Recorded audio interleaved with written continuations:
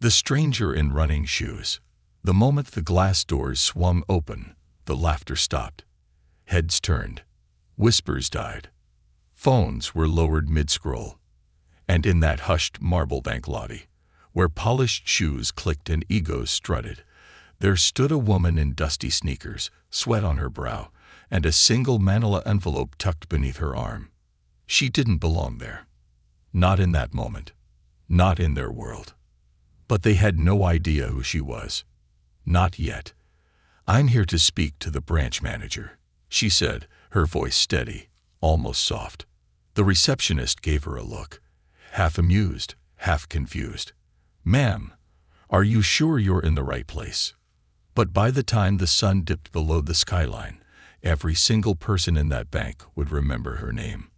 Not just because she made an offer that shook the room, but because she reminded them what real power looks like, and it didn't wear heels or a suit. 7:10 a.m., Hartsville, New York. Eleanor Hayes adjusted the strap on her water bottle as she jogged past the bakery where she used to work 25 years ago. The city had changed since then. More traffic, fewer trees. But some things hadn't. The bakery still smelled like cinnamon rolls on Sundays, and Eleanor still wore the same running shoes she had when she started morning jogs back in her 30s. They were old, worn, but dependable, just like her. She was 62 now, but age hadn't slowed her much. Not in body, not in mind, and definitely not in will. Everyone in the neighborhood called her Miss Ellie.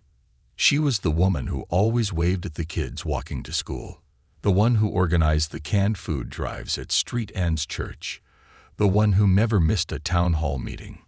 To them, she was sweet, simple, humble. But no one, not even her closest friends, knew she was married to one of the most powerful financial minds in America, because Eleanor never told anyone, and she liked it that way. 7:26 a.m. She slowed as she reached the corner of Carmichael and Fifth. Her eyes caught on a crisp blue notice pinned to a lamppost just outside the Hartsville Heritage Bank. Notice of acquisition. Effective May 1st, Hartsville Heritage Bank will transition to ownership under Apex Capital Group. This branch will be permanently closed within 30 days. She stared at it, breath caught. Apex Capital. She knew that name. Everyone in the finance world did. They didn't acquire. They swallowed. Merged. Slashed staff. Closed branches. Automated everything. Her fingers clenched the paper. This was the last locally owned bank in a 5-mile radius. Eleanor didn't cry often. But now, something stung behind her eyes. She thought of George, the retired firefighter who came in every Monday to check his pension account. Of Rosa, the single mom who told Eleanor last year that this bank was the only one that helped her get a loan. Her jog was over. She dialed a number. It rang twice before a deep voice answered. I'm in Tokyo. What's wrong?" "It's Hartsville Bank. They're selling. Apex is buying it." Silence. "Then, you know what to do." Eleanor's lips formed a thin line. "Yeah, I do." She didn't wait for him to offer help. She didn't need a cavalry. She just needed the truth. And her envelope. 8:01 a.m. The bank's lobby looked like something out of a luxury hotel. Marble floors, tall brass columns, an aroma of lemon polish and silent judgment. A tall woman in a beige pencil skirt walked past Eleanor with a look that said everything. "You don't belong." Eleanor took a breath. She was still in her navy windbreaker, her gray joggers slightly wrinkled from the run. But she had no time for wardrobe changes. She walked up to the counter. A receptionist with flawless lipstick and frosty disdain glanced at her. "Yes, I'd like to speak with your branch manager regarding the Apex acquisition." The woman blinked.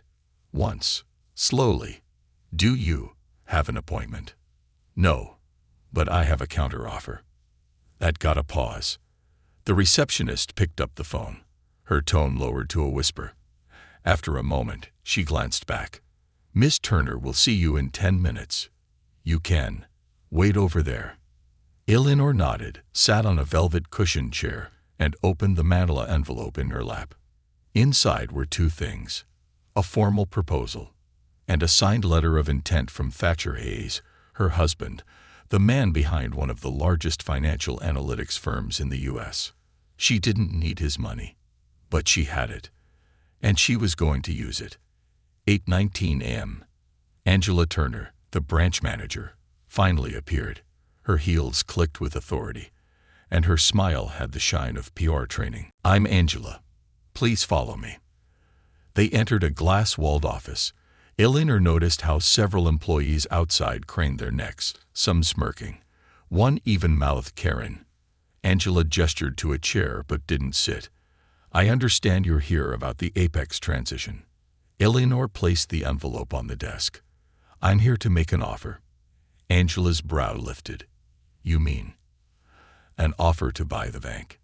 "Yes." Angela blinked, then laughed. The kind of laugh people use when they're not threatened, just amused. "Oh, Mom, that's cute. But this isn't a bake sale.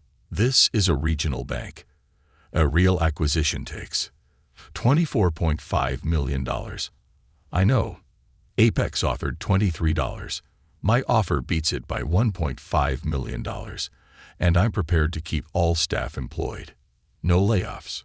No relocation. This bank stays open." Angela stared. The smile froze. You're serious?" Eleanor nodded. "Very." Angela sat down slowly. "With all due respect, you're not dressed like someone who buys banks." Eleanor smiled. "And you're not acting like someone who cares about this community." Outside the office, the whispers turned into chuckles. A few employees clearly saw Eleanor as a harmless eccentric, the old lady trying to stop progress. A few of them giggled behind coffee cups. But as Angela read the documents inside the envelope, her face drained of color. You're Eleanor Hayes." Now it was Angela who looked nervous. Eleanor raised an eyebrow. "You've heard of my husband, Thatcher Hayes. Yes, but this isn't his purchase. It's mine. I've built 3 small businesses from the ground up. I studied Apex's acquisition patterns for years, and I know they'll close this place in months." Angela opened her mouth. No sound came out. From the corner of the office, one of the suited executives had stepped closer to listen in. Then another. Then 3 more. Eleanor stood slowly. "I came in running shoes because I didn't come here to impress anyone," she said. "I came here to protect what matters. You can laugh. You can mock my clothes. But none of that will change the fact that I now legally have the right to contest Apex's offer and place a bid directly with the board." Angela looked like she'd swallowed a lemon.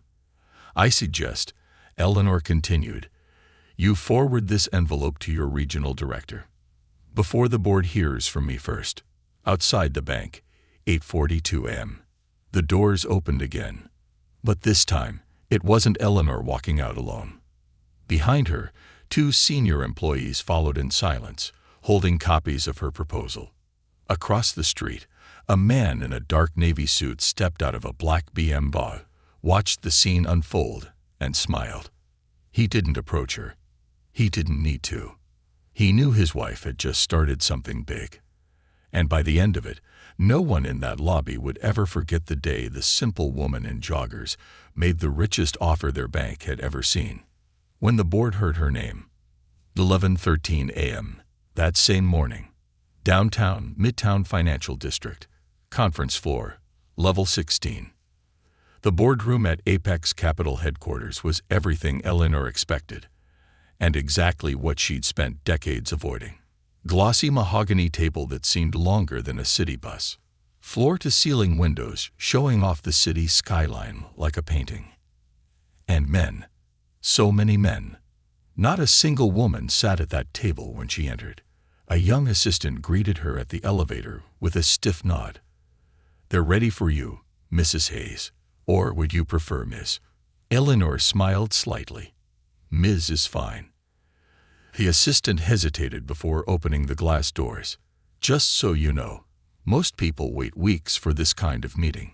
Some never get in. Eleanor stepped past him. That's probably because they're trying to impress. I'm here to disrupt. The doors shut behind her. 6 board members stared from their sleek leather chairs, like eagles surveying prey. The chairman, Mr. Malcolm Reeves, leaned back with an unreadable expression. Ms. Hayes, he said slowly, we've reviewed your proposal.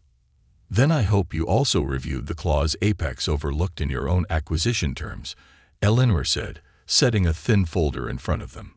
The Community Preservation Clause, Section 4C, Subline 3, written back in 1987 when this bank was founded. There was a pause. Reeves flipped the folder open. His eyes narrowed.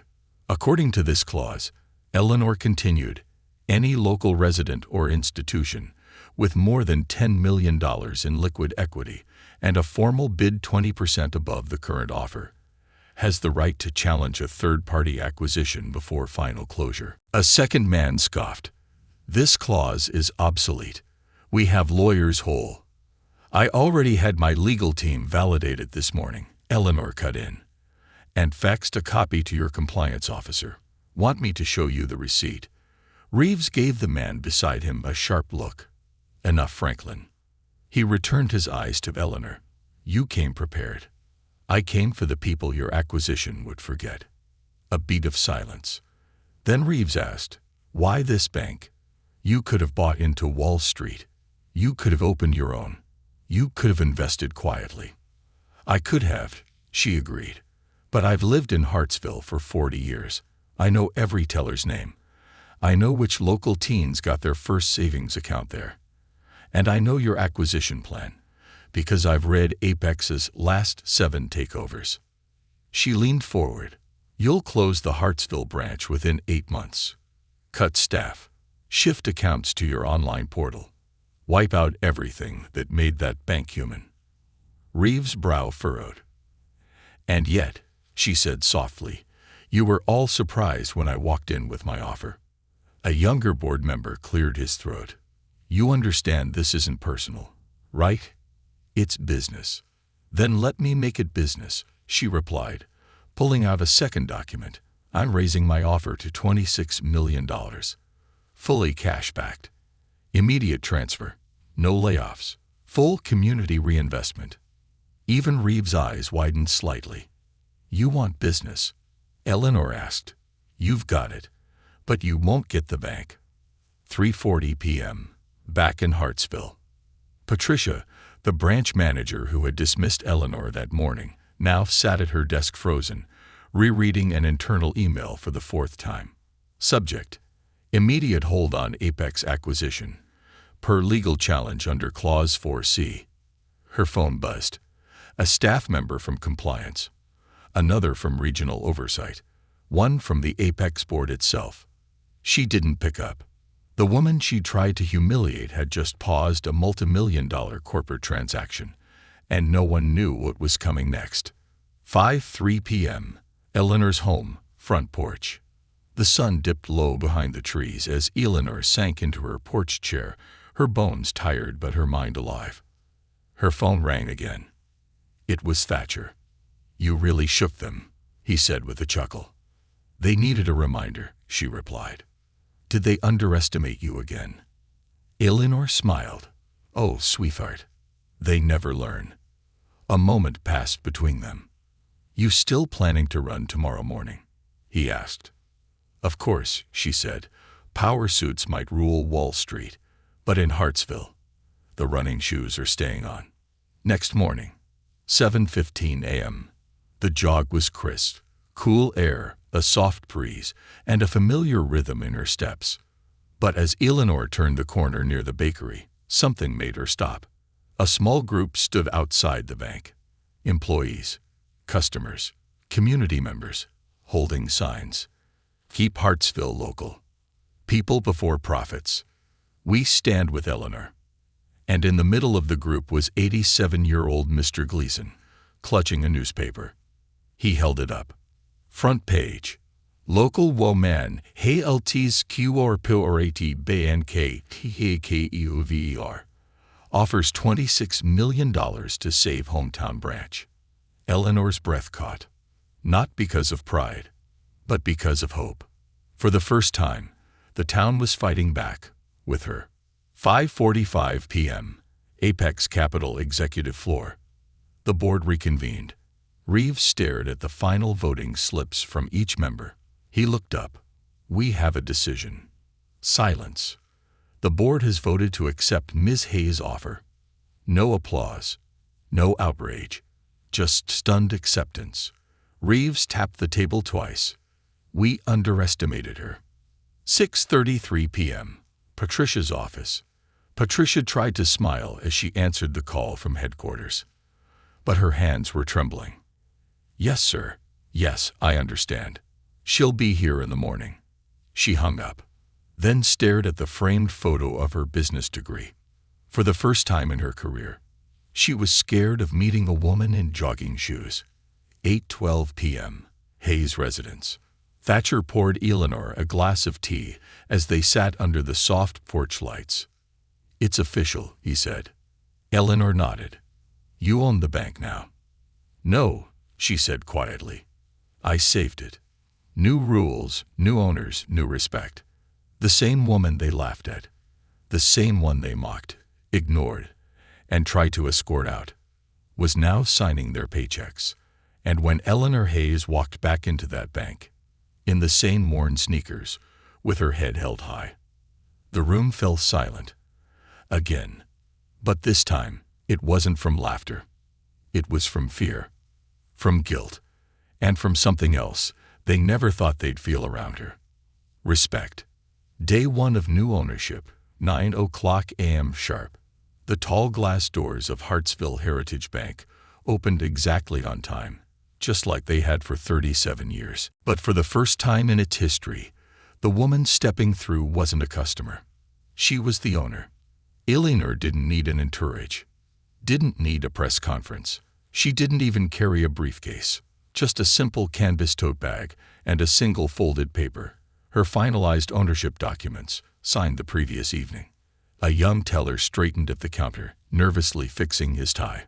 The assistant manager who once smirked behind her back now found something extremely fascinating on the floor tiles. And Patricia, the once confident branch manager, stood waiting by the front desk, her spine stiff, but her hands shaking slightly. Ms. Hayes, she said, managing a strained smile. Welcome. Eleanor nodded. Morning, Patricia. There was a beat of silence. I've prepared the office on the 3rd floor for you. Would you like me to? No need. Eleanor said gently, stepping past her. I won't be starting upstairs. She turned to the row of employees at the teller counters. I'll be starting right here. 9:15 a.m., the main lobby. Eleanor clapped her hands once, just loud enough to quiet the rustle of keyboards, and whispered curiosity. Everyone, could I have a few minutes? A few employees looked around uncomfortably, unsure if this was a meeting or a performance. When they gathered, Eleanor didn't stand on a podium. She didn't raise her voice. She just stood among them. Level. Equal. First, she said, no one's losing their job. That got their attention. I didn't come here to gut this bank. I came to save it. A ripple of relief passed through the room. But, she continued, and the tension returned, there will be changes, some small, some not so small. She turned her gaze to Patricia. For starters, there will be no more decisions made based on appearances. No more judgments passed because someone walks in wearing joggers instead of heels. No more whispering behind the counter when someone doesn't look the part. Patricia flushed. Several other staff looked away. We will be a bank that treats everyone the same, whether they walk in with $1 million or 10. 11:47 a.m. Patricia's review. Patricia stood nervously in Eleanor's new office. The woman who once dismissed Eleanor as a delusional housewife now sat in front of her, holding a clipboard and a pen. You've been here 12 years, Eleanor said, scanning the file. You know this bank better than anyone. Yes, Patricia said quietly. I care about this place. You also nearly had me escorted out because of my shoes. Patricia's voice cracked. I was wrong. I was trying to follow protocol, and I made assumptions. Terrible ones. Eleanor looked at her for a long moment. I'm not firing you, she said, but you will go through 2 weeks of retraining. Every customer service and community equity module we have. Then you'll take a pay cut, and we'll reassess in 90 days. Patricia's eyes welled with emotion. Thank you. You didn't have to. I didn't, Eleanor said, but I believe in second chances, because someone once gave me one. 2:05 p.m. The community meeting. Word had spread. Dozens gathered in the old community center across from the bank. Retired teachers, small business owners, teenagers, parents, even the mayor. Eleanor stood at the front of the room. I wanted to hear from you, she said, because this is your bank as much as mine. One man stood. He was in his late 60s, with a mechanic's hands and a tired voice. They never gave me a loan for my shop. Said I didn't look trustworthy. You gonna change that? Yes, Eleanor said. We already are. A woman stood next. Rosa, the single mom Eleanor once helped raise money for during a food drive. I applied to be a teller last year. Never got called back. Eleanor nodded. Bring your resume by Monday morning. Let's fix that. The mayor raised a hand. You really paid $26 million to save one bank. Eleanor smiled. I didn't spend $26 million to save a building. I spent it to protect something more valuable.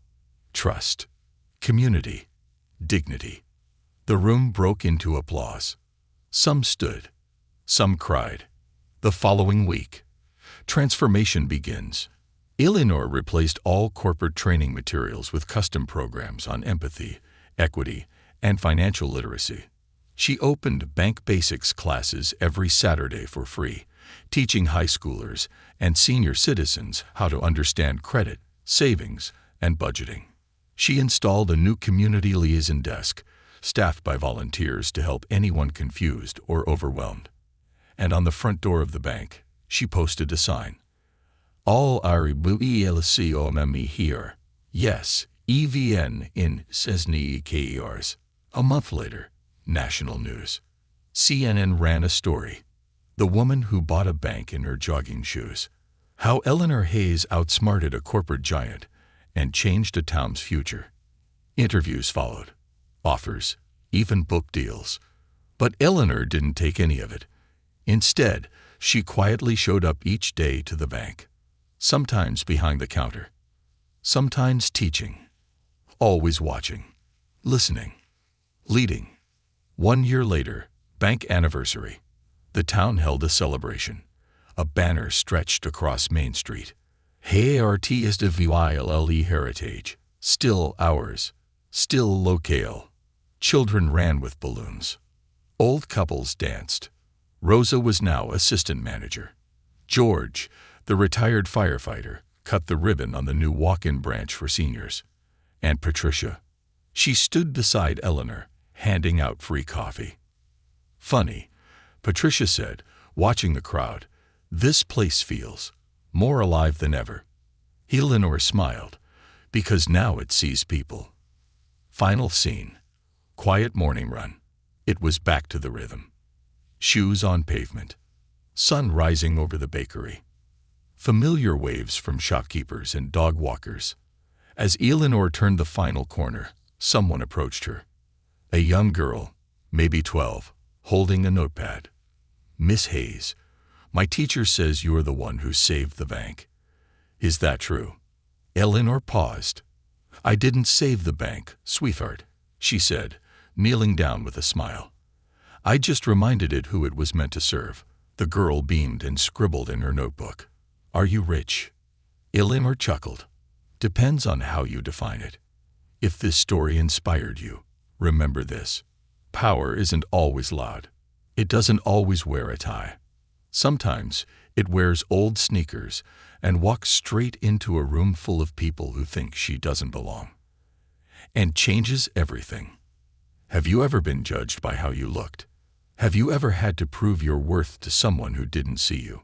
Tell us your story in the comments below.